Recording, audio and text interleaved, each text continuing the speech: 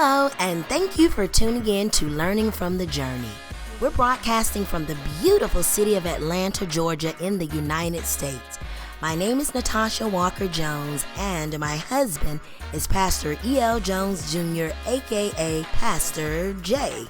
We met in college in the 80s, but the Lord brought us together as husband and wife many years later.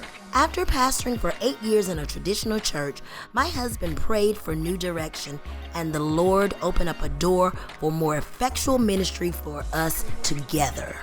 Our ministry motto is worship through service, and our goal is to simply fulfill the combined commission of Matthew 24:14 and Matthew 25:31 through 40 to spread the gospel into all the world, feed the hungry, clothe the naked, give water to the thirsty, and visit the sick and those in prison.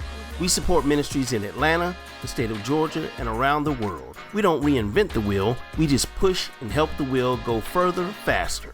We are Midtown Ministry because in every town there is a middle of the town, and at the heart of the town is you.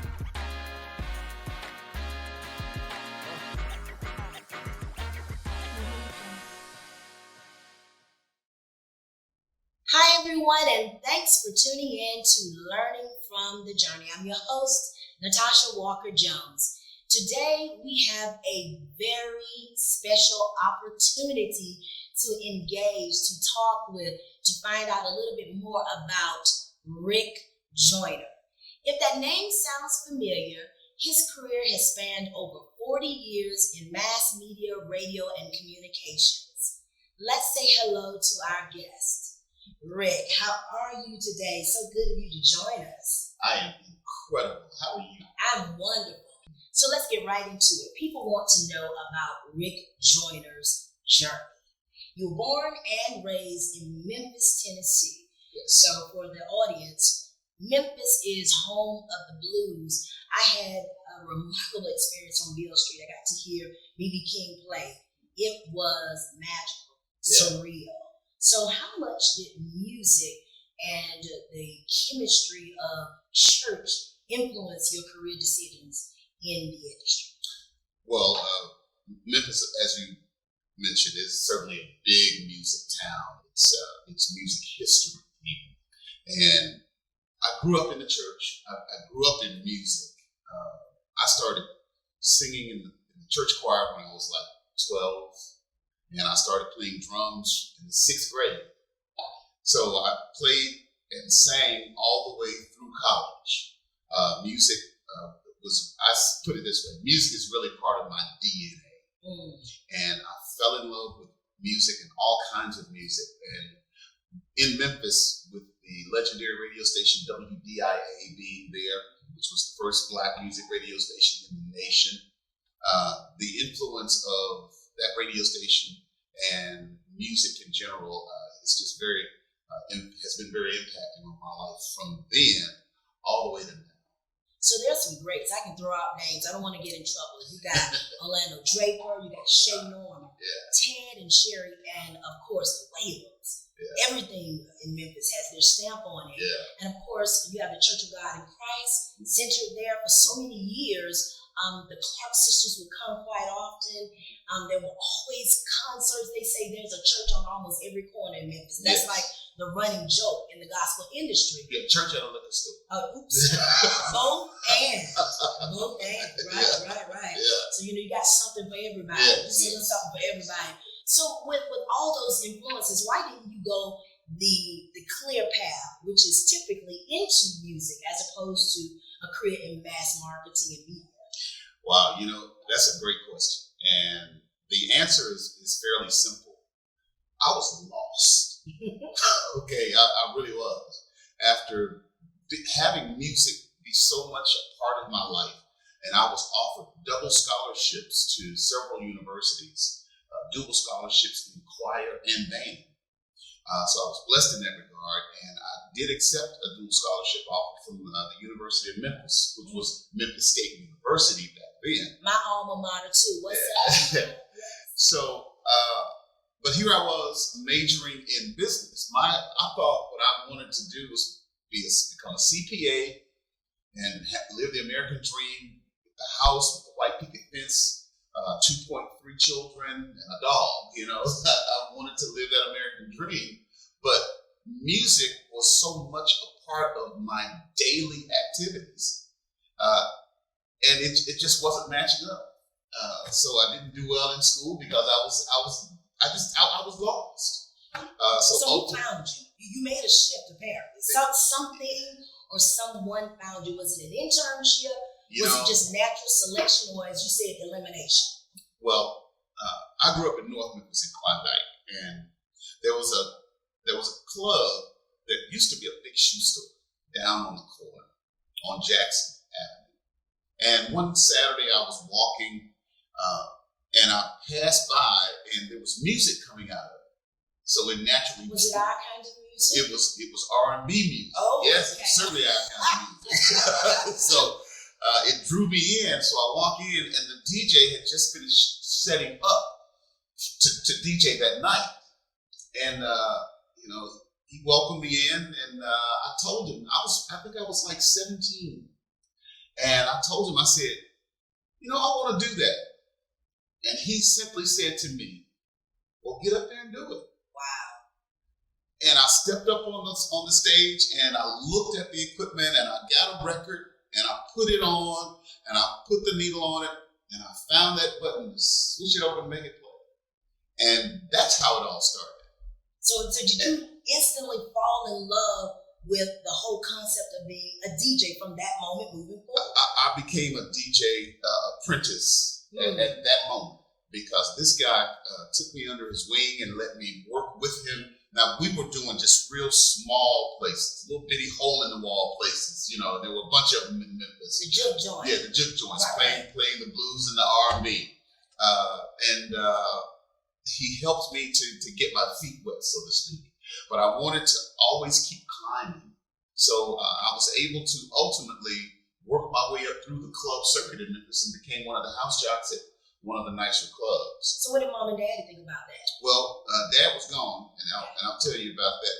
Mom didn't like it much at all because I was staying up all night, at the DJing in these clubs. And but one night, at the end of the night, the boss man of the club came to us and said, "Okay, y'all, that was our last night. We're shutting down." And I'm like, "Whoa, wait a minute. I got used to this money." Right. So realized that there's no job security there. Mm-hmm. So then I sought out broadcasting school, and there was a vocational course being offered at Craigmont High School in Memphis. Mm-hmm. And I went and took that vocational broadcasting course. And my teacher, Mr. Sherman Austin, is just an incredible legend in this industry. And he taught me the ropes, and he allowed me the opportunity to learn about FCC rules and regulations and how to deliver on a microphone and what to say and how to identify the stations and all of these things that were so intriguing to me. And that became the start of my radio career. I like the journey, and in particular, passing by an establishment, hearing something that spoke to your spirit, walking in, and the elder allowing you to get on the turntable. I am a strong proponent of allowing the next generation to step up. As a matter of fact, I have a statement saying, Generation Next is now. So you don't see much of that mentoring. We hear about it. Right. People talk about it. Right. They purport it. They posit it. They don't always do it. Right. I love that. How much did that mentoring help you move into your next level? Those were defining moments in my life. Because if no one had given me the opportunity, I didn't know what doors to open. I didn't know what doors to knock on. I was actually supposed to be a statistic. Growing up in North Memphis, when I was 7, my father just suddenly passed away. He was gone. And my mom was left to raise 3 small children and her 2 sick grandparents. So it was tough. And statistically, I wasn't supposed to make it out of the hood. And it was my mom's teachings and keeping us in church, not sending us to church, but taking us to church, making sure that we were grounded there. And then her hustle. See, Mama started selling Avon when Daddy died to take care of the family. She sold Avon for over 23 years.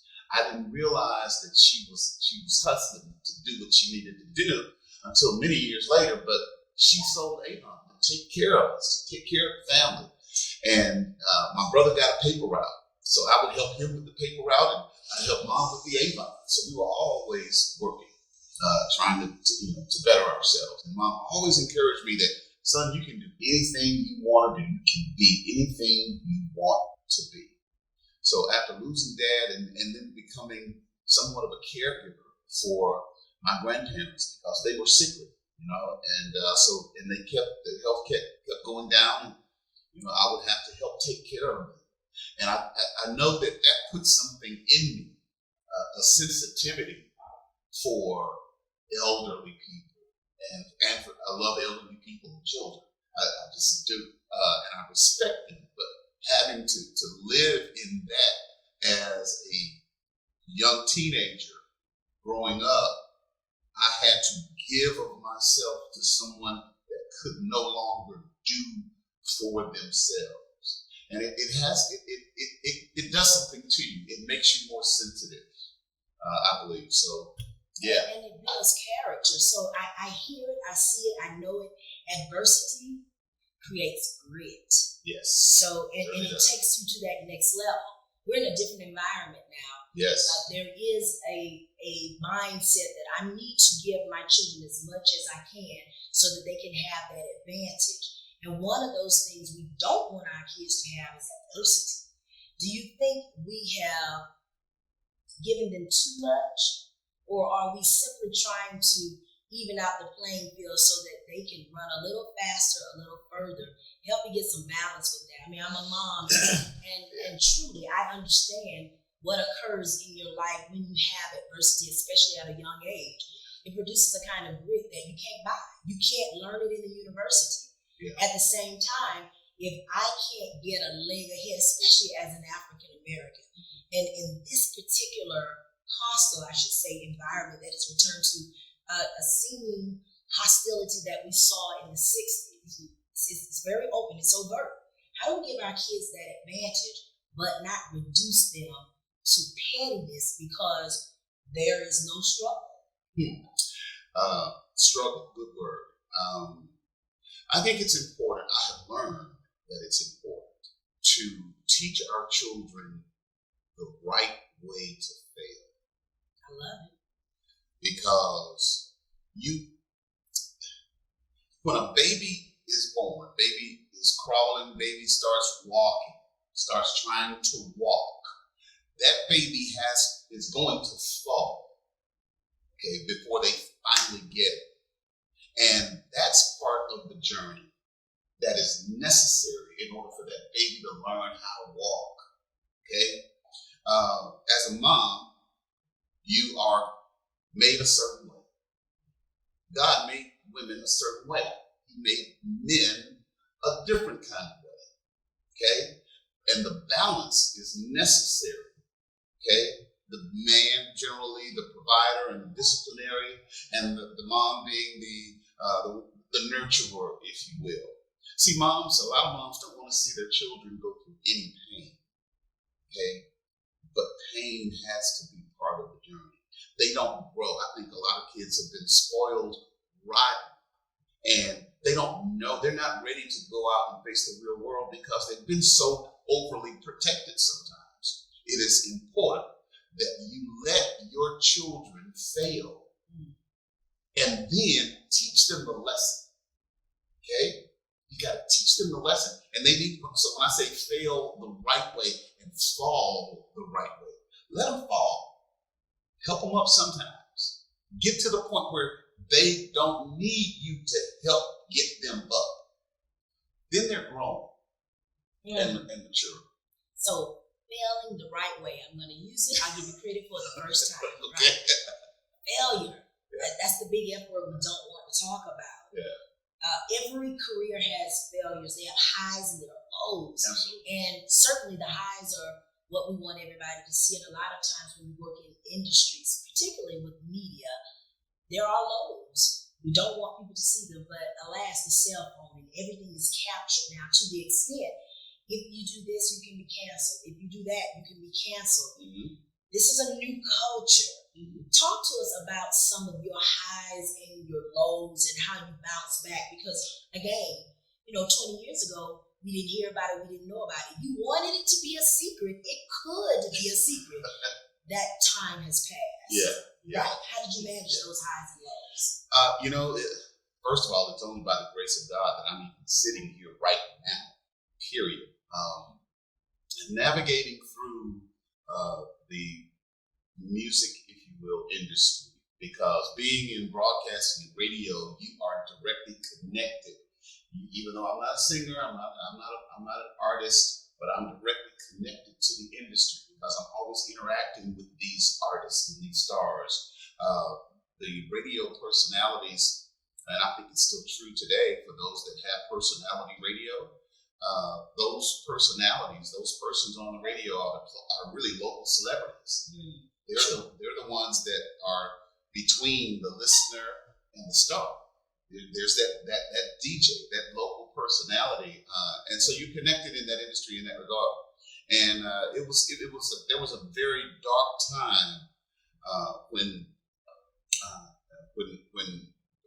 drugs and stuff became so prevalent in the industry. I got caught up as well. I got caught up in that cocaine thing, and that's why some of those specials and documentaries intrigue me so much now, because I look at them and I look at the timeline in the early 80s when this cocaine just blew up. I mean, cocaine became the drug of the industry, the drug of the rich, blah, blah, blah. Well, it was killing people too.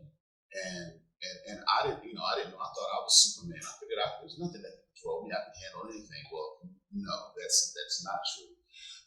So I experienced some lows because of that. But I was always able to pick myself up because I learned how to fail right. So I something about Mama was always in me that I could get up. So I've had some highs, and one of the I'll share this story with you. One of the most incredible moments that I had was when I took my son, who was about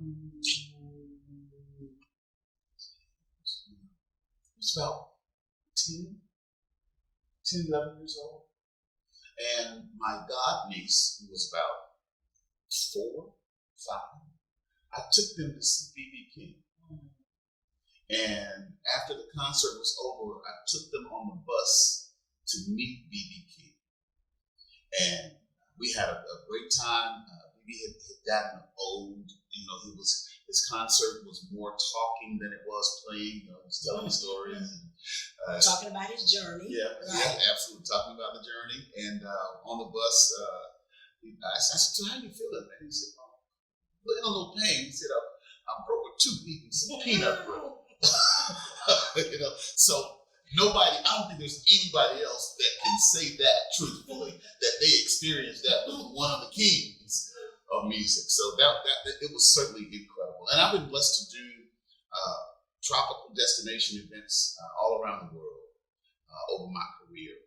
I will never forget doing the praise on the beach in Montego Bay, Jamaica a few years back, and then several gospel music cruises, and then I was entertainment DJ for the Smooth Jazz Cruise in 2017. Hung out with Boney James and Brian Culbertson, Marcus Miller, and all of these greats. Kirk Whalum, of course, my homeboy, is a Grammy award-winning saxophone player. That's my dude, like this, So I've had some great times in this industry, some very memorable and very touching moments that I've been able to experience. And let's just say, if the cancel culture had existed earlier, it might have canceled out people who have so much more to give in their industries.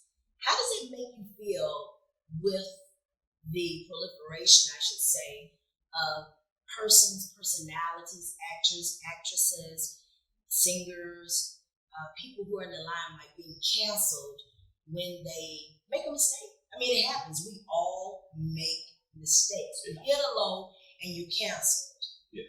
How dangerous is that? Well, it's number one, it's important to realize that you got to make good choices. Mm-hmm. And nobody makes all of the right choices. Nobody does. But one of the things that is so important to remember is that people will forget. People forget.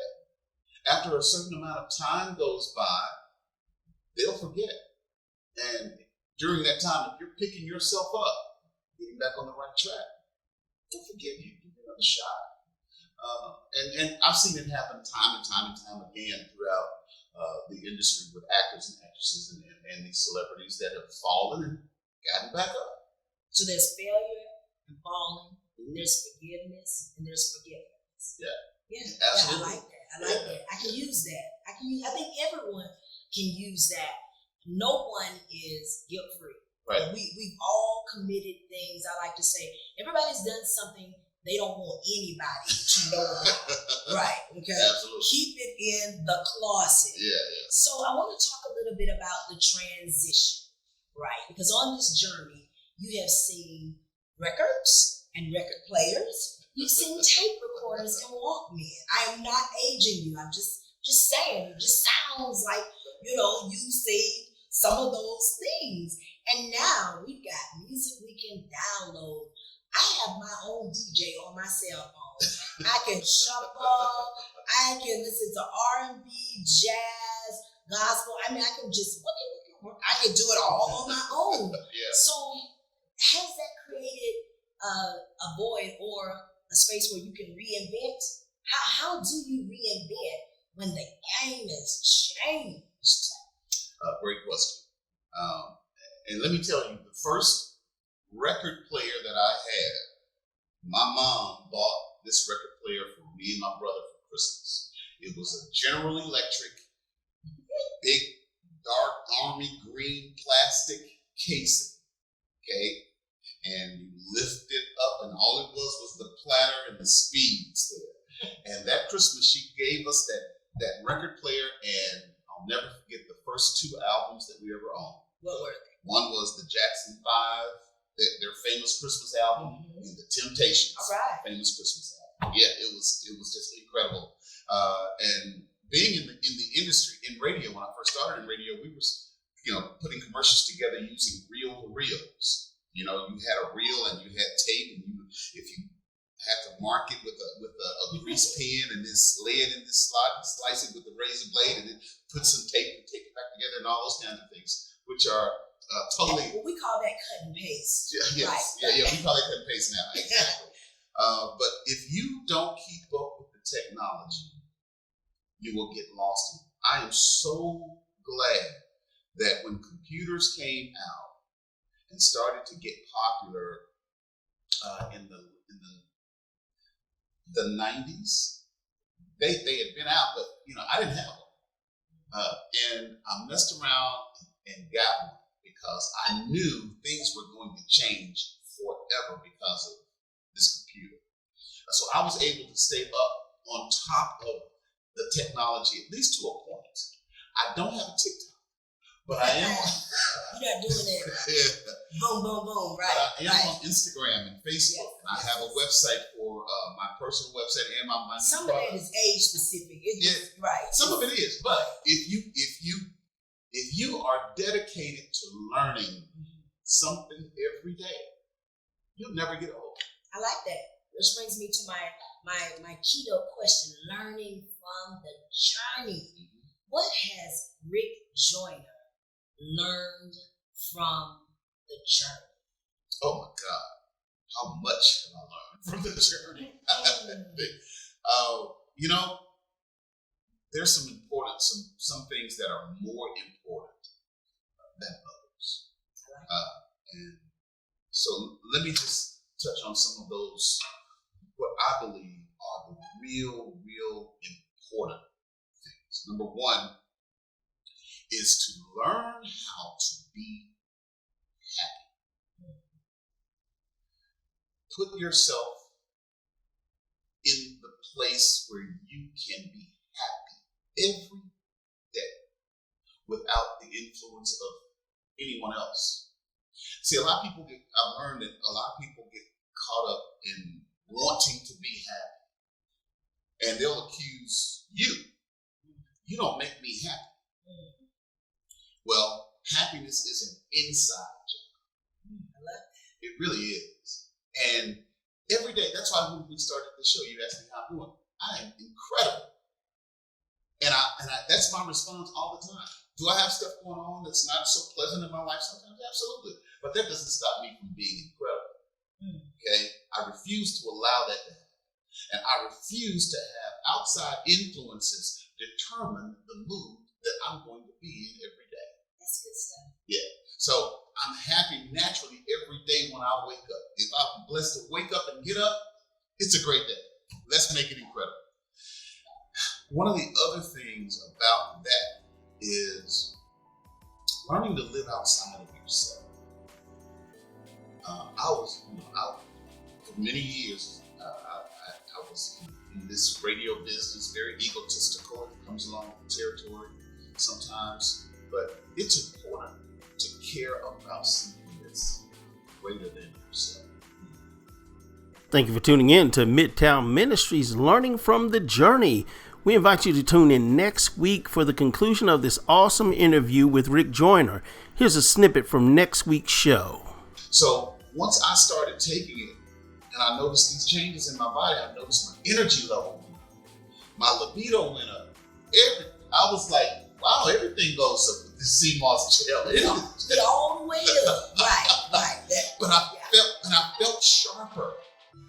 I felt sharper. A lot. Yeah. And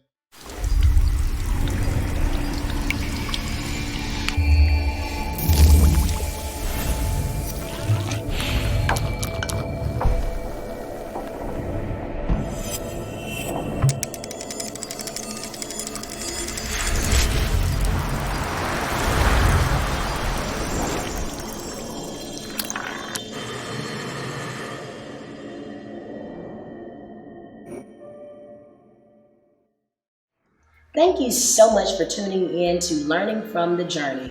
We appreciate your patronage and your beautiful words of affirmation and your donations. We are so grateful for how God is using us in 2021, and we want you to continue to tune in and share with your friends this awesome program. Thanks again for tuning in. We look forward to ministering to you next week. May God bless you and richly keep you as you move forward through the destiny that He has for you. We invite you to tune in again next week here on the Now Network.